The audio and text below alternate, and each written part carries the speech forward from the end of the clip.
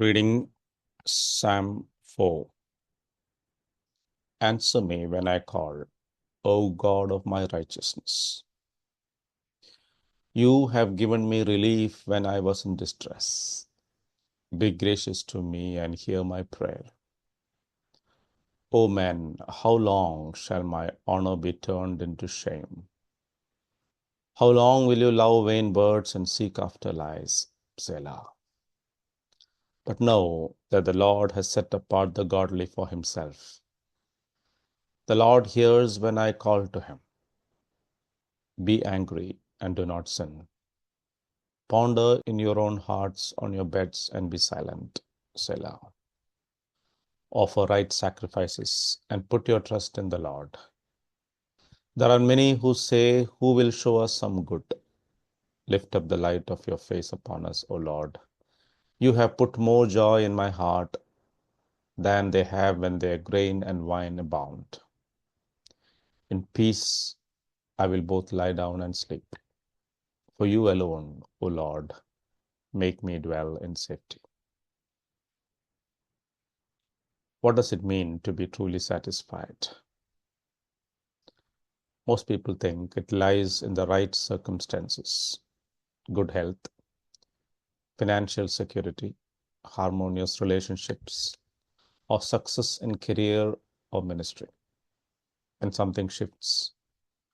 Unmet expectations, sudden chaos, or pain, peace evaporates and frustration sets in. There was once a painting competition for children based on the theme, the beauty of serenity. Most children portrayed images of stillness and beauty. A still lake at sunset, a great forest, a garden blooming with flowers, a mother with a sleeping baby in her arms. One drawing stood out. It depicted a sea tossed violently by storm, waves crashing against the jagged cliffs. Nestled in a cleft of a rock, shielded from wind and waves, was a nest on which sat a tiny bird, looking out at the stormy sea and sky and singing. True serenity isn't never having storms, but experiencing security amidst chaos. It is a joy that sinks in the dark. It is a life of the soul, satisfied not by the external, but in God who shelters and shields. This is the heart of Psalm 4. David, the man after God's own heart, finds himself surrounded by trouble. His son Absalom seized the throne and slept with his father's wives in a tent pitched in public view, signaling his complete breach with his father. In this, he was following the strategy of Ahithophel, once David's trusted counselor. Abandoned by friends and allies, David was fleeing Jerusalem, crossing the Jordan into the wilderness. And still he had to protect and provide for the loyal band who refused to leave him. Yet, instead of heart overwhelmed by fear and broken by betrayal, the prayer reveals quiet confidence and trustful strength. Answer me when I call, O God of my righteousness. You have given me relief when I was in distress. Be gracious to me and hear my prayer. His first response is not panic, but prayer, anchored in who God is and what he has done. He is the God of my righteousness, the vindicator. David's memory brings up the unfailing salvation of God, right from delivering David as a boy from the lion and bear while looking after his flock of sheep, to his fight against Goliath the giant, or when he fled for his life from Saul, when his people were captured in Ziklag and yet he recovered everything. Memories like these are not nostalgia, they are weapons of faith. They are important in troubled times when it would be easy to forget God's faithfulness. David knows better. He chooses to remember. In Psalm 103, he tells his soul, forget not all his benefits. He prays, not to remind God, but to remind himself of the God who hears. Oh, you who hear prayer, says Sam in Psalm 65:2. To you shall all flesh come. God was faithful and he remains faithful again. We can flee nowhere in our freedom except to God. David then looks up outward. O men, how long shall my honor be turned into shame? How long will you love vain words and seek after lies? He was the Lord's anointed. He had honored Saul and spared his life repeatedly despite Saul's enmity. Yet the rebels now treated him with contempt, an offense against God's sovereign power. David says with unbroken faith, but know that the Lord has set apart the godly for himself. The Lord hears when I call to him. As God's appointed king, he was sure of God's response when he called for help. But what follows is perhaps even more telling. David, hearing the reports of Absalom's shameful actions, does not respond with rash judgment or fury. Instead, he turns inward. Be angry and do not sin. Ponder in your own hearts on your beds and be silent. He doesn't suppress his anger.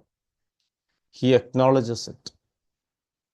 But he is on guard lest his anger turn to sin. Righteous anger is not roused by ingratitude or contempt towards himself. It is from zeal for God's glory. The Lord cleared out the temple in his zeal.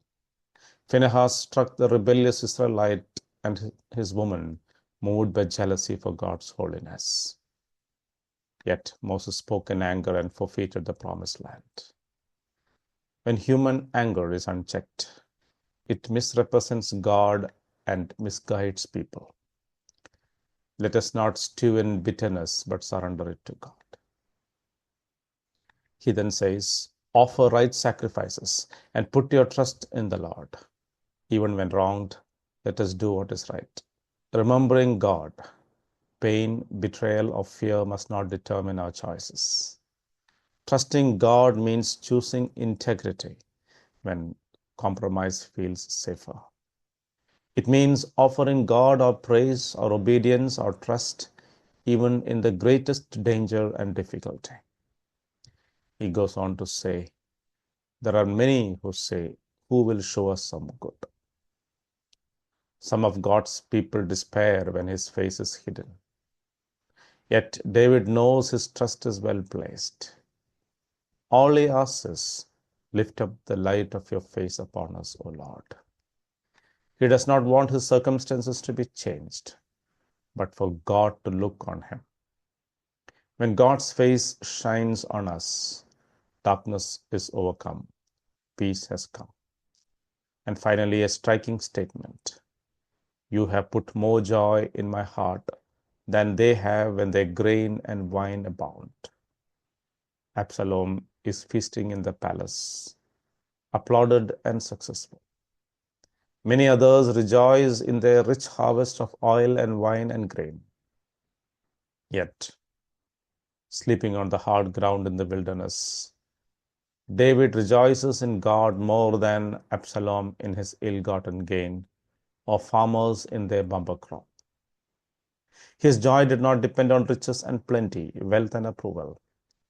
It was from knowing God.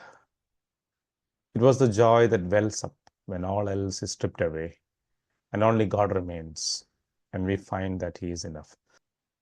David concludes, in peace I will both lie down and sleep. For you alone, O Lord, make me dwell in safety. His security came not from armies or fortresses or strategic alliances. All he had was God's favor, and that was his peace and guarantee of safety. He enjoyed the peace that is beyond understanding, not dictated by the absence of dangers, but grounded in the Almighty. Psalm 121 reminds us, He who keeps Israel will neither slumber nor sleep. When David sleeps, God watches. In the middle of betrayal, when we are wronged, betrayed, or anxious about the future, let us trust in God. Let us recall His faithfulness in the past. Let us be honest with God, pouring out our souls to Him without having to control the situation or retaliate. Let us offer Him the sacrifice of righteousness, doing what is right as we worship Him. Our hearts will long, not just to fix our situation, but to see the light of His face shining upon us. For this is something this world cannot offer, a satisfaction the world cannot take away. Like that bird in the cleft of the rock, we will sing, not because the storm has passed, but because we are sheltered in the One who never fails. We are satisfied in God. God bless.